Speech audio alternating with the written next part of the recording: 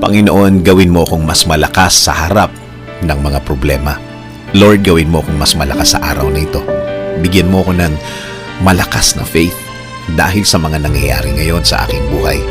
Alam kong hindi ako dapat nakatingin sa mga mabibigat na problemang ito at sa iyo ako dapat nakafocus. Ilagay mo sa aking puso at isipan ang iyong pagmamahal at pag-aalaga.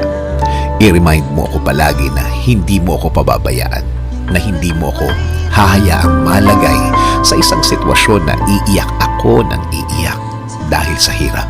Alam kong babaguhin mo ang bawat araw ko. Alam kong ang lahat ng ito ay hindi magtatagal, magbabago at magbabago ito.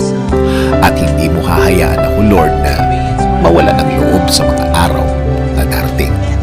Alam ko na lagi mo akong i-guide sa tama at tahimik na buhay. Lagi mo akong i-remind,